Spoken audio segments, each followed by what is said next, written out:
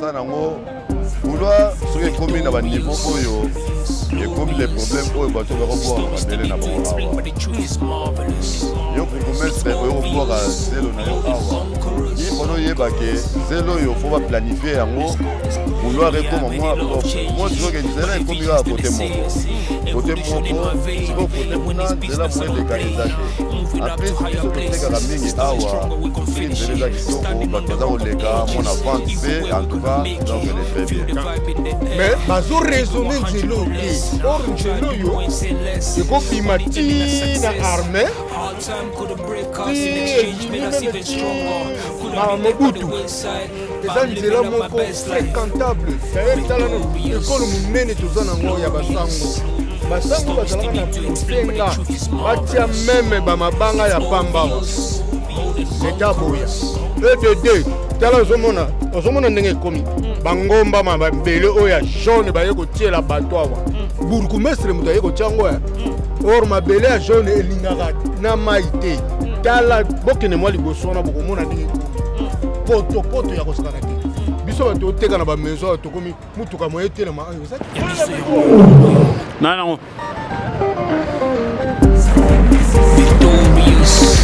Mesdames et messieurs, chers amis internautes, bonjour, bonsoir. En tout cas, un grand merci à vous. La confiance à Bozo Pesabiso ainsi que Nandenge, Bozo commenter l'émission, Bozo liker l'émission. Et nous, ça la biso pendant tout comme il y a la bino raka, beaucoup de bina mang pour s'abonner à la chaîne de la Makasi. Il y a biso podcast donc Bozo la vraiment des sites sur la découverte et puis information vraie kaka Nandenge Zalaga. Voilà. Quant à moi, votre humble serviteur Watakin Fakat, le lion de la presse congolaise, autrement dit appelé Exode 1414, Nassima Caméra, Nazabona, ingénieur de Bassadissa, un grand merci à vous. Nalaba Binogaga, toujours, TPZ Radio, toujours, l'issue du collège, l'issue, tous les vraiment, d'ici qu'à Tchang, processement, la commune en Nigil, les Sikowafi, Théoko Larsabino, Topo Kopo Talisolo, il y a couloir Zénith, donc couloir Zénith, il y a Théodi, couloir Zénith, na Njili, quartier 4, les Alaganes, partenaire idéologie, il y a Rosarana Koututé, couloir Zénith, bateau vraiment basal libanais à Moka, donc on a vraiment couloir Zénith, basal vraiment directement bazo ko se référer na couloir na bango. Oh, ils ont vraiment qui place moko touristique hein. Ils ont placement touristique na Banjili awa à l'époque pendant tout le monde avait na quartier 4 awa wana bar ya ebende bana sala 6 ko sala te na ngama 5 kuna ezaki bongo ya Bumba et puis na sima général de Bassadi sa quartier 7 toujours na Njili ils ont bongo bar chez Yabons. Ils ont pena ba impact ko sala na kuto mo bena geno ba bar ona ba oyo ba sala pena mo ba affrontement mais ba affrontement à l'époque ezaki bongo loyal ozoko pas ezaki bongo loyal bokutana ba yaya na bar mais kala mo boye mo loyenge mais ezaki ba bitumba te ya kobeta na to ndenge nini donc ezalaki bena ndenge wana te mais ya kokamwa oyo eza pasi toyebi ke couloir Zénith oyo ezalaka place moko ba maison d'habillement ezalaka banoteka ba forme banoteka ba chombo à l'époque ezalaki non sozoluka sim pona kala wana jena do chombo nezaka awa na couloir Zénith chombo pena mona pena bazoteka pena ba chombo zaka awa na couloir Zénith ozomona ke oluka sim ba kala pena sim elaka passe mais awa so na couloir Zénith oza bongo ba téléphone oza pe forme to comme petit na suka te la sabino lupango ya simba et siko wapi ba nule pena ba ndako beta ba papa wemba ba kitaka ba couloir Zénith ba beta a pena zalaki soko ebi forme te ko kota couloir Zénith te a ba prêtre ba na kota mais ya pasi pe mawa botala bino mo lelo couloir Zénith ndenge koma botala couloir Zénith ngoyo bozomona pena zela pena mabe ya kosaka na kute couloir Zénith ngoyo place moko touristique bana ya matonge bana ya lemba bana partout bato ya libanda ya kino akita njil fa kota couloir Zénith amona couloir Zénith yango to kiti lelo awa to laksa bino ndenge couloir Zénith pena koma en tout cas eloko ezo sala pena pasi ezo sunga vraiment te nzela pena bien te nzela pena za mabe ya kosala te kutu kokoma pena tina suka kuna za vraiment pasi eza pena pasi bino bozomona awa pena ezalaka place moko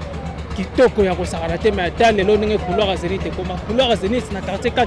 ta ndenge koma alors sans plus tarder to luka pe ba imboka to sola vraiment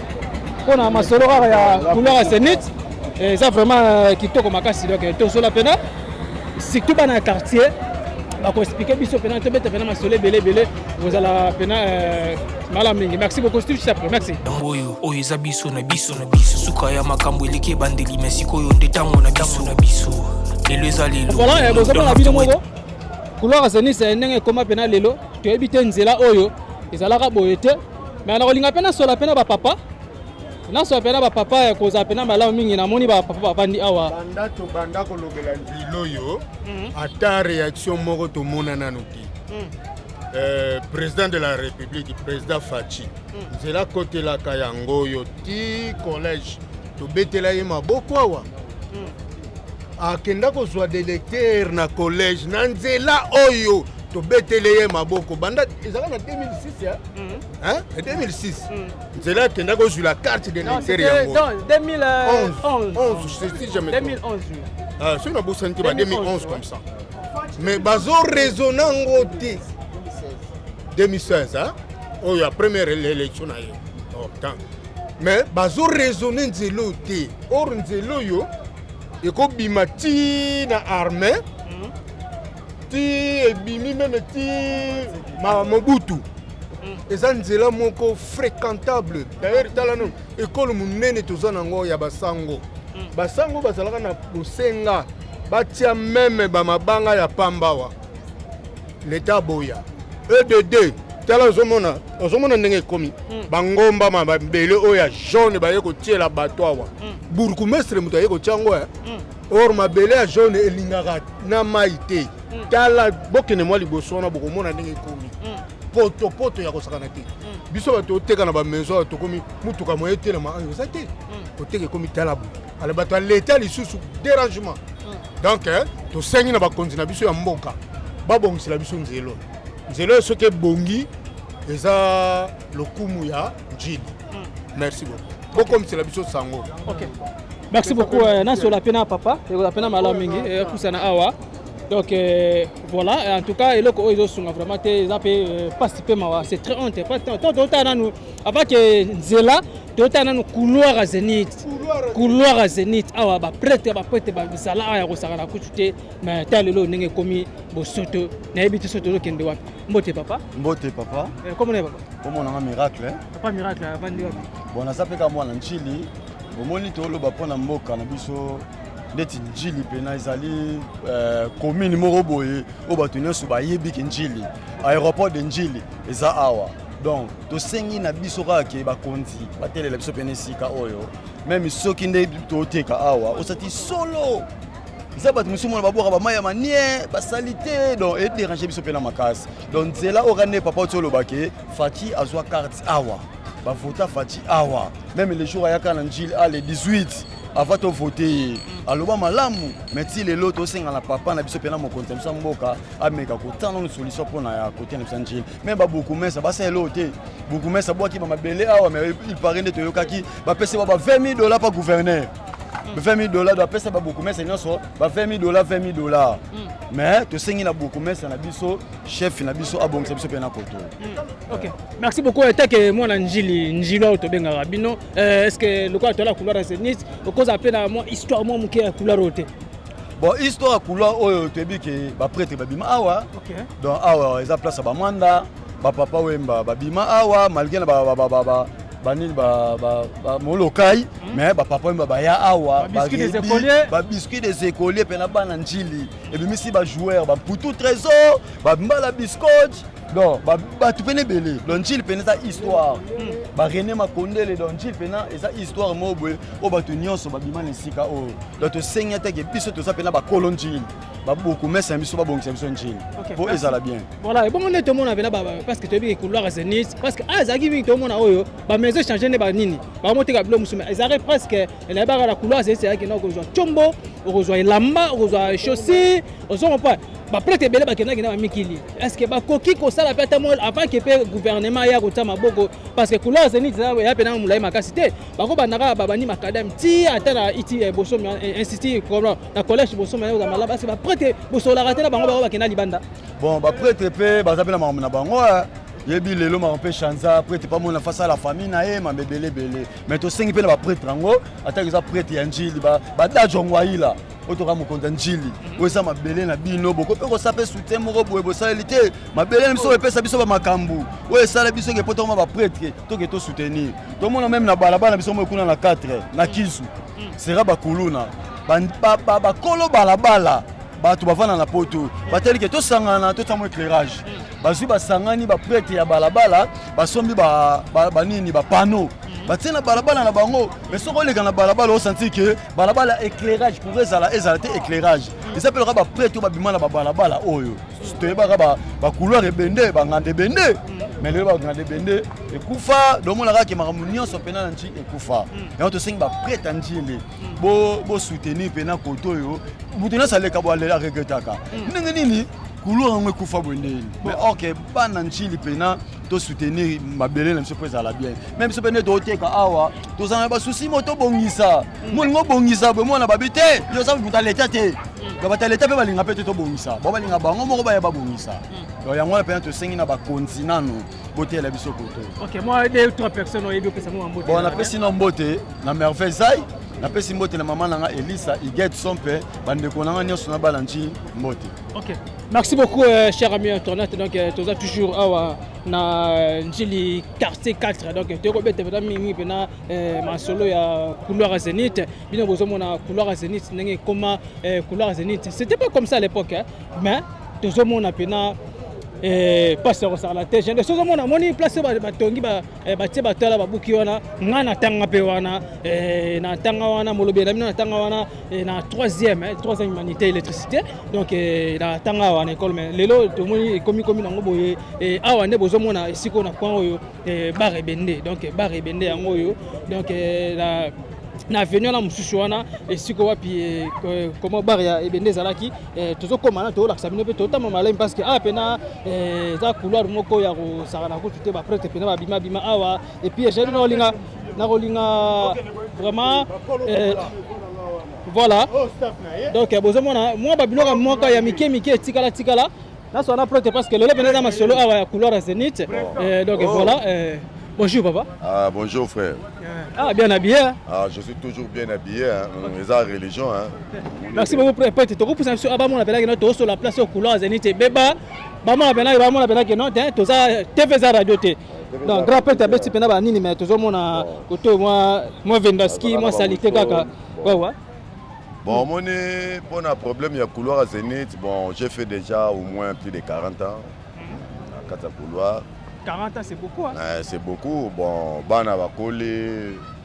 zuba diplôme.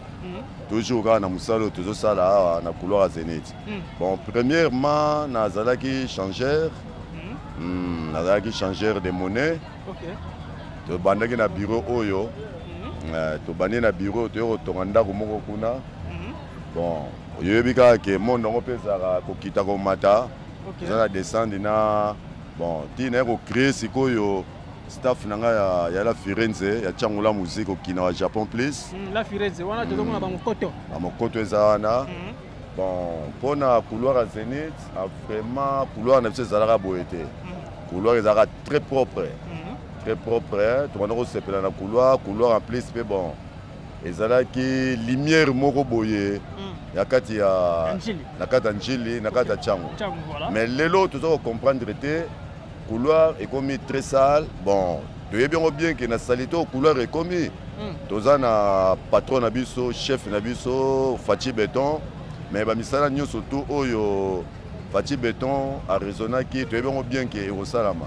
Oh toza précédé. Voilà. Oeza mboka na biso. Biso moko batu to bongisa mboka, biso moko pe batu to bundela mboka, biso moko pe batu to tia kimia na kati ya mboka. En plus bon bona masolo mingi toko solo la ezebele toko suka boyete toza pe na ba massa mususu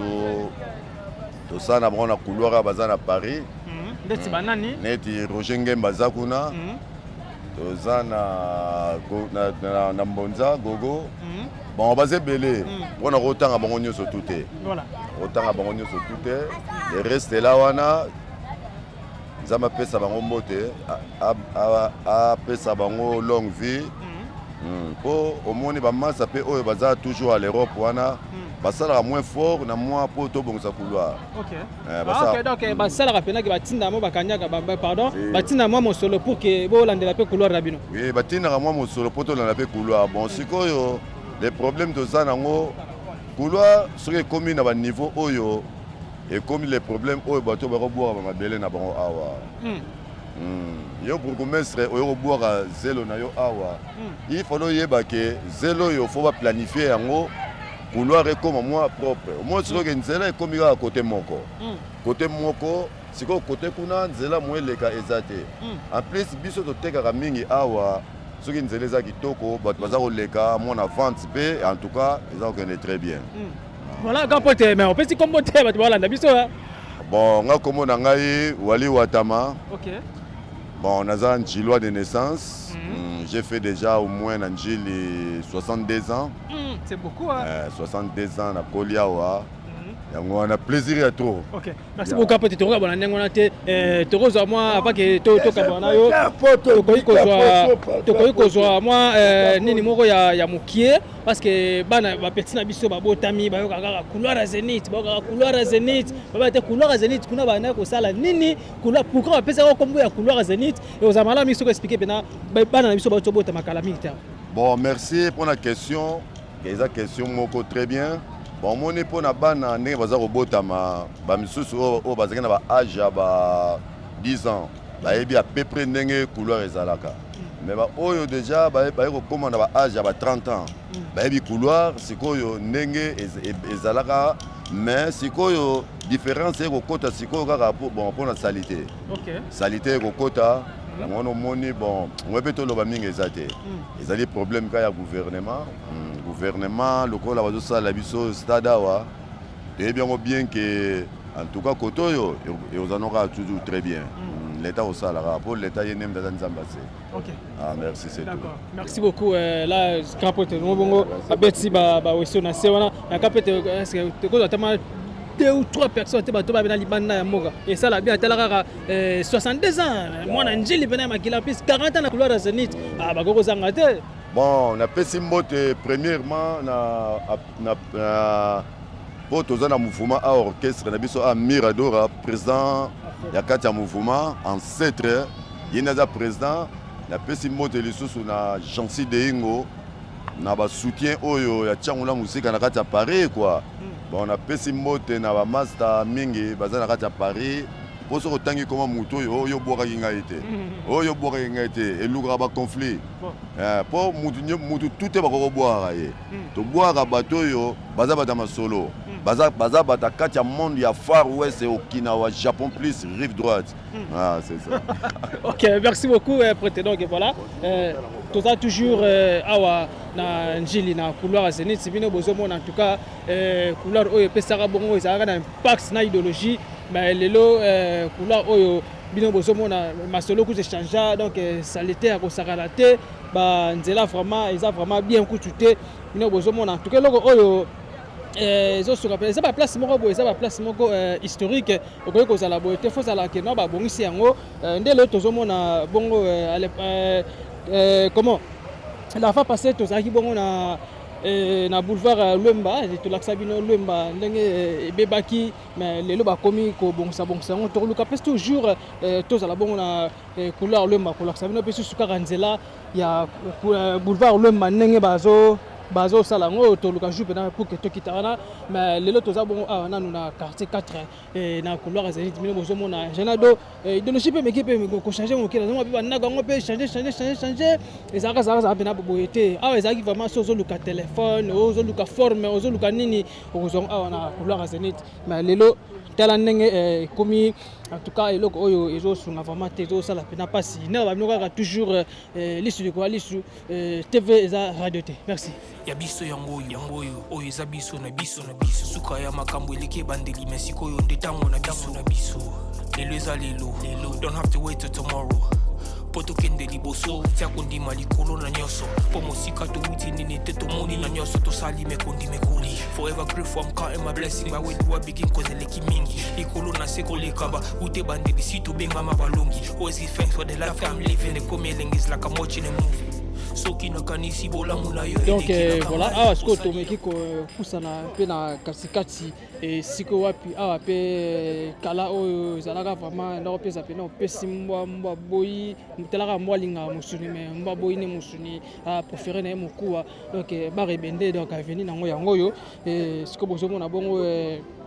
ba jeune ba telemi kuna na mira pembe donc pango ya bar ya ebende yangwana alors couloir Zenith oyo eza vraiment ba place moko mais surtout tali ba ko tonga ta koza lokola mo ba statut moko boya donc mo ba statut mo ba place mo touristique ba na ba jobota ma ba yo kaka couloir Zenith mais ba ko tata mo lo moko significatif pe ba keno couloir Zenith oyo ba ko pavé yango ba ko tonga pe makadam et koza pena mala mingi ba te ba fleur et puis na rolinga pena mingi ba to ba za bongo libana moka ba bazalaka bongo awa donc banjilo donc bato bazalaka pena awa donc bananjili vraiment de naissance alors kolandela pena couloir pena mala mingi donc toujours tambola malembe et koko masusu ti na mwasuka kuna ko tout près ya collège Bosomi et tokolakisa bino susu esiko wapi le pango ya Simba donc kota ba mindule kutu ba no beta to le pona ba ndule mo beta général donc ndule mo beta wana ezalaka ya papa wemba beta ba bakasamoto abetaka bakasamoto na bakroko mais accompagna te na misika fourmi boye prêtre moko bima wana alata bakasamoto wana lipapa esala pena mabe makasi sala kwa moko dumine ba balaksa pena kena effort ya njili donc effort ya njili et la disika chango na couleur Zenith mais les autres hommes kutu moi bien mais ezala pas si soki mvula ebeti soki mvula ebeti couloir Zenith ezalaka mabe moko ya kosala kute genre de tomeka mo mike koko balancer caméra moi sima bandeko bazomona batala sikoyo ndenge vraiment awa place telemi tala sikoyo espace ndenge ezali vraiment ba mai ndenge zovanda da mabulu pene ezala ba mai pene zovanda na makasi soki mvula ebeti ezalaka pena kutu kitoko te la pena kitoko te za pena robe bo mozomona mo batu basapi ba ni awa ba boutique lelo tozomona bongo ba oteka pe ba biloko spe kota pe na couloir Zenith poza place moko koiko koya te koiko bunga ka te ina personne ngwa ne tomona pe na masina tozomona bongo ba matankumu donc ba matankumu ba couleur na bango ezaki no batu bazalaka pesaka pe impact na idéologie kaka ndenge ezalaka donc toujours lisu kola lisu TV za radio te toujours tambola kosolo kaka na bayike donc et puis ba canalisation mususu ba ndako mususu ba tongi pesa pe moi sima nde tozomona kuna ba terrasse za déjà ya ko beba et puis kutu nazomona déjà mystique à kotoyo nazomona pe donc ils ont vraiment kutu déjà bien te moi biloko mo ya ndenge wana mais la mystique a fourmi tozokota tosola tolakisa bino couloir Zenith ne alobaki na ba prêtre belé basenga couloir Zenith yango yo lisu de quoi lisu TV za radio te.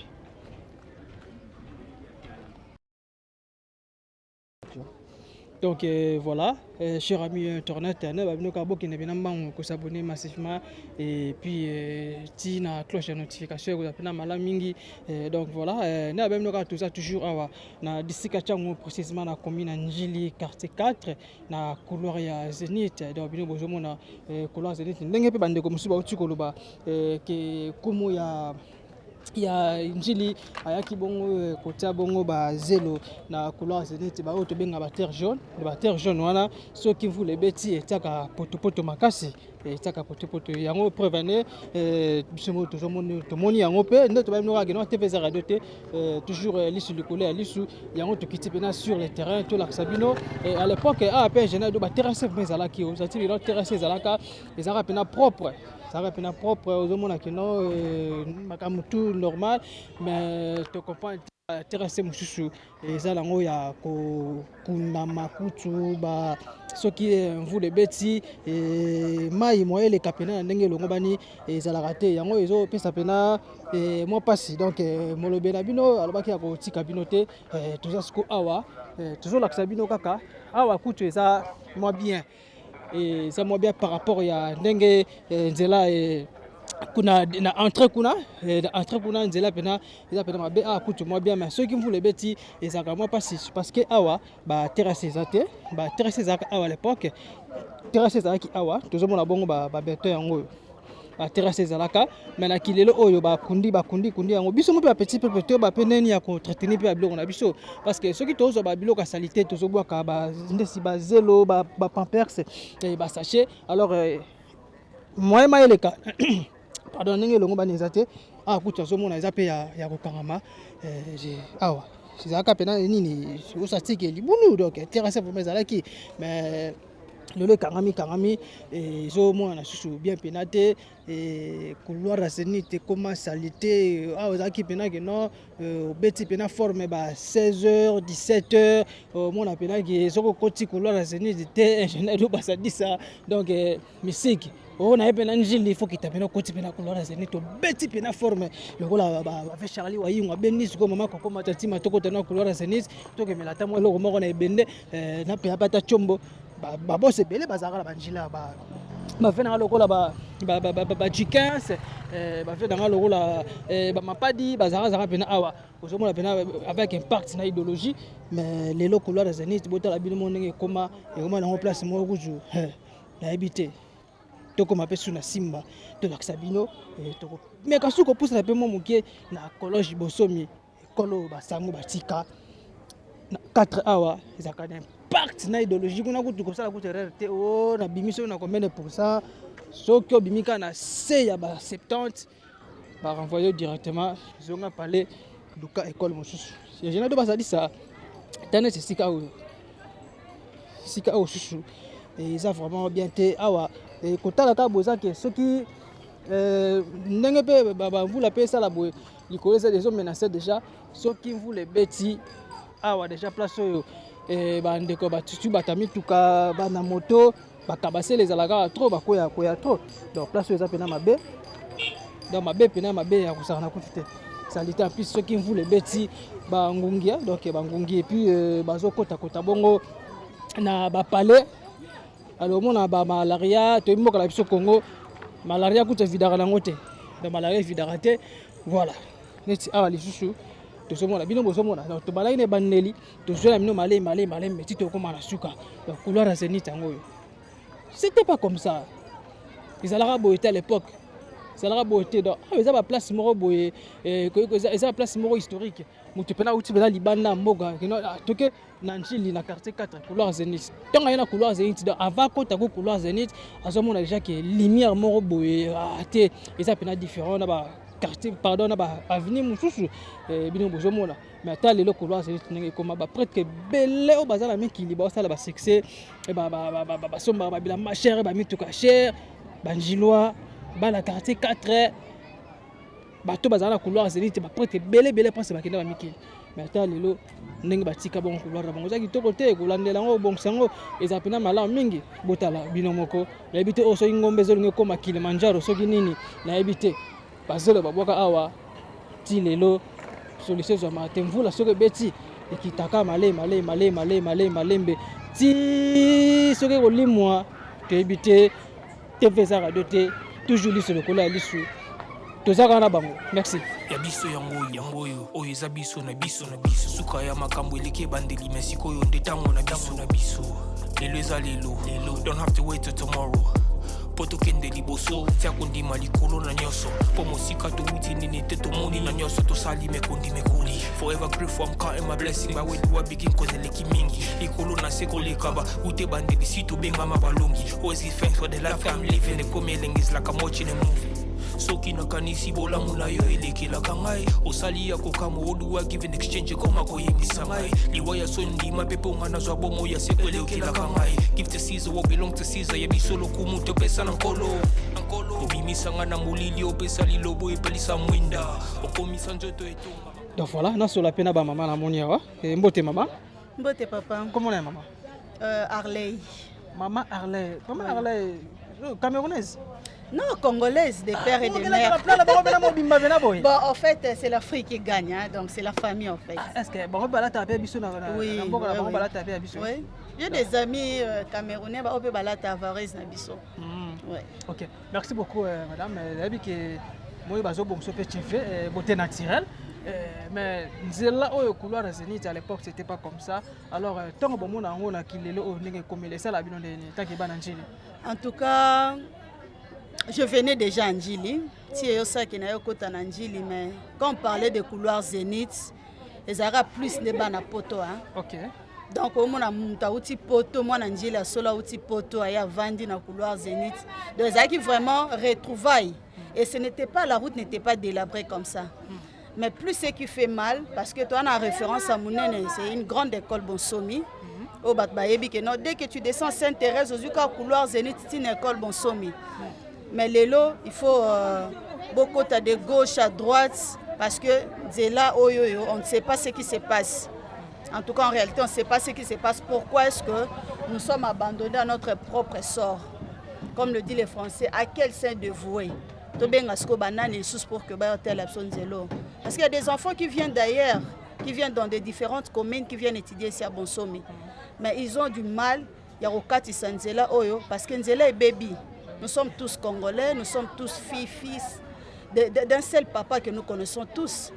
Mais qu'ils pensent aussi à nous, hein, de Njilois, les habitants de Njili, juste vers l'entrée Zénith, en allant vers l'école Bonsomi. Voilà, est-ce que je suis belé? Oui, je suis belé parce que ça fait presque une année et demie que je suis en Njili. Depuis que tu as logé à Watokuta, déjà Nzelo au Beba. Mais ça n'a pas beba beauté, mais les obéba de plus en plus. Donc, plus mbou les obéta, plus les obéba. Alors, nous avons des enfants, battant à rapper, les bandas, ils ont du mal aussi à nous fréquenter. L'école, des fois, comme en arrêta, parce que c'est plus de motos et yakaboué. Mais les motos, ils matchapé na transport na bango, parce que nous les a bien té. Bana ba okweya, batu ba okweya, et puis ce n'est pas bien. Maintenant, dans le couloir, non, il fait, en tout cas, il faut dire la vérité. Ça fait déjà plus de 4 jours qu'on n'a pas du courant. On n'a pas du courant, mais courant, on a RDC, dans le pays, mais nous souffrons. Nous n'avons pas du courant, nous avons des panneaux, des torches chargeables pour que tout ça aille. Donc, c'est l'une des raisons qui est en sécurité, Mataraka, parce qu'ils savent que 18h, 19h déjà, mon lit est côté donc on peut coopérer facilement. C'est ça. Pour les atteindre. Ok, merci beaucoup. Maintenant, Batika Njili Kala topé quartier 4 actuellement. Baza bongo na Mikila Poto prêtre ba kena pena kala. Message no ko kopesa bango voilà de la penza bango. En tout cas, diaspora, je sais que vous allez nous suivre depuis quelque part. Vraiment Njili alingate commune na Ebeba. Tozara fier tant toyeba tolobakeno bana Njili nde bakenda poto liboso bozala rapé fier tant bato ndolbakeno banjilo e solo babongisa commune na bango. Pensez vraiment na couloir Zénith. Eza bisika obanda ko ya ba retrouvailles. Donc bo penser na nzela, bo penser na bana o botika, ba koko botika, baza pe na sengo beta tolo kenon. Ba papa na biso ba libanda ya Congo, ba mama na biso ba noko ba nani lelo ba sale fort ya otinda mbongo pour que Tobongisa vraiment couloir Zénith. Ça sera une fierté aussi de votre part et de notre part aussi. Ok, merci beaucoup. À quelques salutations à 2 ou 3 personnes comme ça. Je salue tous mes confrères, consoeurs de la presse. Je sais que vous allez me suivre. Je vous fais de gros bisous. Si je commence à citer les noms, donc ça sera une éternité. Bisous à tous. Ok, merci beaucoup. Là, sur la peine à maman. Et moi, t'es maman? Moi, t'es papa. Dis-nous que tu as maman sur le couloir Zénith. Quand ndenge maman lobia wa biso vraiment en tout cas courir à la raté courir à insécurité za makasi donc quand ndé ya lobi naza suna eloko bakisate dans les 1020 dans eloko lobia suite parce que ça risque que boloba peut trop mais solution za maraté quand ndé to lobi wana en tout cas courir à té to appelle insécurité makasi a tala nzela ndenge komi biso do ba mai vraiment donc tozo kokate bo ça la biso ata nzela ngo po bonga. Ok. D'accord, merci beaucoup. Bonne journée. Hein? Okay. Merci. Nous avons toujours l'issue de TVZ Radio T. Tout ça, quand on a dit que nous précisément dans la commune Angéli quartier 4. Et si on a pu Pena Sangwa, ça va couler un historique. Alors, il faut pas tellement bleu moroboye. Tant qu'on utilise la commune, on peut totalement que on a Pena couloir Zénith. Mais tant les n'est comment lango et batika ngo karaboye. baterrasse mosusu ekita ezala kobe te nakosola mpe na porte la moni c'est quand porte pena bana njili balela babuke l'oreille toi mbote papa mbote comment là comme nga Shagi papa Shagi njilwa nga vrai njilwa nga na quartier nini wa nga quartier 4 quartier 4 OK merci beaucoup masola couleur zeni to bien ngo couleur dayaka bo couleur beba basundola ka couleur boye talaka couleur ezalaka place ba papa wemba bayebi bazala koyawa place ba papa wemba wana koyawa talaka couloir ne beba couloir ta bizarre couloir ne komi donc tikalaka kombo couloir zeniti couloir ya beba makasi soko zikuna liboso kuna baba rebende banda ozala wana place banda osala ambiance mais couloir beba ka boye talaka mystique tu bino mo sala bino neni ba vrai njilo vraiment soki esala biso nde esalaka bino nete omona couleur na bino eza boye susi nie bozalaka etikala kaka boye to bozongisa yango ndenge ezalaka te fo ezonga ndenge ezalaka mpenza couloir mpenza ndenge ezalaka pepele à l'aise comprendre ndenge ezalaka mwa population ezosala population baotambola butu mais couloir ebeba déjà 19 batongo mokanga bien te couloir ebeba pe makasi OK merci beaucoup na kota pe bandule ana simba siko ndulo nini kota ka esala ko bene o pesa bene impact na idéologie oya bilamba mabe papa wemba wala ka botikala o mola mai alata ba bilamba na ni papa bilamba mabe ba manda chanti babeta OK ba Marie Paul mais tu on a posa place en raison ndenge ezalaka couloir zenith ndenge ezalaka à l'aise mais couloir ebeba ya couloir epesa sango musika tini bana poto bayebi couloir zenith couloir ebeba kaka basundula couloir OK merci beaucoup Takenjula moi quelques salutations ici de bapaka o bagena ba mikili ba oyebi epina ba o bazala bango moto pesi ba nani moi 2 ou 3 personnes aux ala na pesi bango nyoso kaka bango tout donc c'est que basé belé merci beaucoup c'est très gentil donc voilà na ba biloko tout ça toujours na couloir zenith donc to banaki bandeli na entrée nango wana siko toza awa tolingi tokoma siko place oyo ezalaka susu soki musicien moko azobeta ndule awa ezalaka avec impact na idéologie wana lupango ya simba donc simba toyebi simba bazalaki bato bazalaki na balar ebele bazalaki na bambongo ebele awa na mboka na biso Congo surtout mingi na province ya Kinshasa lupango bazalaka mapango mwa minene ya bagaya alors sikoyo mpe banotoloma baboma ndule bamindule bande ya kobeta bando akanse baconseil ba message balinga tondule bando kanse bamdule tomona ba concert ya papa wemba tomona ba concert ya banani ba Marie Paul ba beta manda chante que tu n'as parlé même pas et mon on kolo mabele dans manda chante beta awa ça rappelle défi pe ba bilamba que non nule ya muto na muto na sko kana ba yoka la raté ezaki loyal ba nako bunda te ba observation ndene ezaki na bilamba ba suka kala bilamba ezala te ya koboma na ya kosa sonne ndenge guerre comme lelo à l'époque c'était pas comme ça tu éviter ce qui la mokila kala certains azalaka te dans certains na indesco na 21e siècle où toujours batté donc général donc merci beaucoup toujours comme asko malembe to kita to comme sika ya simba fils to Sabino et puis to koma pe susu na collège ya Bosomi to Sabino susu merci donc voilà bino nde bozomo la raga donc awa ndezaka na robenga lo arena bakala bakilelo tokobenga arena nde simba lipanga simba yango ti na suka kuna ezalaka esuka mpe bandule bandako kobeta awa donc mopanzi nanga boye eza so obimi oketi armée donc bokopa toza na nzela merci ezalaki so oke boye donc ndenge eza boye so oke boye ke armée disaliwa tozomona bongo flat hotel wakinda donc ye mpe susu ba prête kaka bato basala pe mo ba bijou na bango awa na njila da basala ba bijou na njili mo bilo mo bien ko so continue espace wana ovandi pe na ko se retrouver ils appellent malo mingi donc couloir zenith yango yebino moni ndenge bandeko ba utikolo ba couloir zenith vraiment beba awa donc simba bandi na poto o ya rouge oyo obozo mona donc voilà boko pa to na nzela awa ti na mire ya jaune kuna na suka ba concert bana robeta ba concert pena ba mindule zaki awa o senti pena que non papa wemba ye ba manda chante ba Marie Paul ba pesa pena ba makamba pesa ba ntsoka zaka pena avec impact na idéologie mais malgré to biga ka système akini mapa komi kata namba bunakati général do basadisa to pour ça to laksa bango bango na ce que le pango ya Simba. Merci. Donc voilà, ande bozomona siko wapi ba minule banda ko beta ya ba concerne Simba, le pango Simba. Donc yango dans le pango Simba ngo ya bena le pango munene na kati so koti pe no mona bena gina espace pena ya Gaillard, espace pena Gaillard et puis ne bozomona bana nchi ba ole ka bana ya P12. Dès la P12 boye ba diaspora ba baza bongo libanda bana njili mokila kala ba yebi donc ba yebi P12 za collège Bosomi. Donc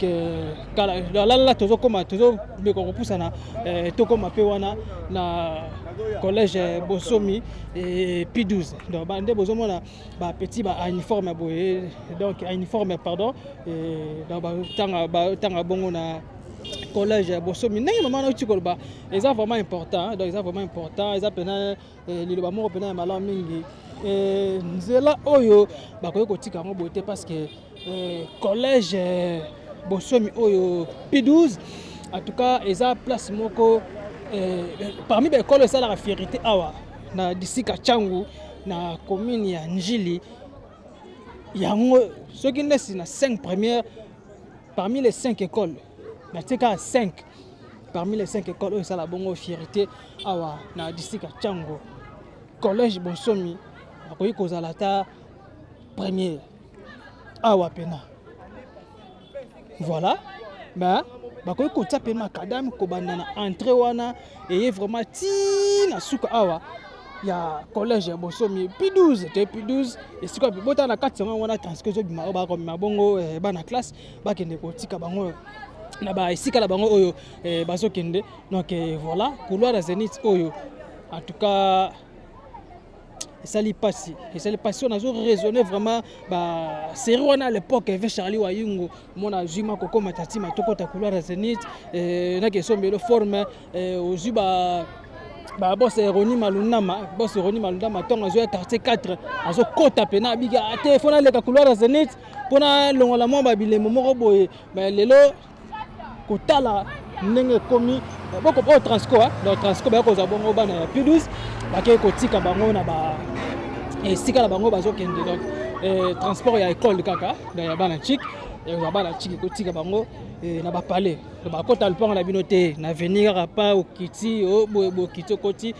donc na simana bozo mona za bongo P12 donc na biki ba venanga ye Christian Kalundele abi P12 yango collège Bosomi à l'époque école aux arana impact na idéologie na njini awa yo bozana ndeko atanga na Bosomi mais na quartier bazo banga mwana Bosomi le ba iti Bosomi pesa la awa malgré longo ekoma bongo na quartier 13 sko etikala kaka technique za télé technique ekenda sko kuna na quartier 13 iti Bosomi ezanga na kati. Donc voilà, au senti bena geno bana mayele so basa nesi babilo to benga bongo ba jeune nebre au mona bana Bosomi bana ya Elikia bana ya lycée Saint-Germain au mona bena geno un parti donc ba petit pena mutozo sala mais lelo oyo ba fini eza pena robe ba osaka na kote moi la route antique so basa na carte tanesi moninga ba etike na cheche so nesi ba na carte ala monga montote kubana entrée na tako magawa keche robe ba déjà voilà chers amis internet chaîne YouTube ya biso podcast le pena ta robe ta pena mingi ma solo ya couloir Zénith alors to l'accès binope ba quoi mo pena so botali boza bena référé place yo vous avez mis qu'il est temps au moins quand j'étais à place on a zalara boye donc quant à moi votre humble serviteur Watakin fait 4 les lions de la presse congolaise autrement appelé Exode 1414 Nassima Caméra Nazala Kibongona ingénieur d'Obasadis donc Yagayar Lisson Nzambe. Un grand merci à vous pour cette belle image donc nenge botinagi mon habitina na bino nenge pe na kiti awa na couloir Zénith pour que tout cela na batu bomoni to l'accès bino et ça pena malam mingi vous allez toujours branché vous allez toujours connecté à la chaîne abino s'abonner massivement que tina cloche de notification information te no comme ba découverte kitoko be émission kitoko ba divertissement tout ko zo pe na chaîne no bolinga makasi donc chaîne ezaka yango yo ya biso podcast ande bozo ba information faut avec impact na idéologie et na monopoliser la parole te on a qui va pena mbangu na festival mbote belé pas ya les trucs d'affaires grand merci à vous pour penser remercier mon manager privé mauvais Charlie Wayungu ya maman Coco Matatima donc un grand merci à vous pour la succès na bino et je remercie aussi mon papa Simon Foka Stati à Paris Massangu Mulongo ya maman Cécile pour penser remercier mon vieux Ben Mbala le Gaulois Stati États-Unis d'Amérique 001 et sans oublier aussi les amis de Watakin Kaka depuis Turquie je remercie aussi ma mère que j'aime beaucoup Georgine Longo ainsi qu'à mon vieux Douglas Kafusele et pourquoi pas remercier Trésor Kafusele et quand merci à vous voilà que j'aime beaucoup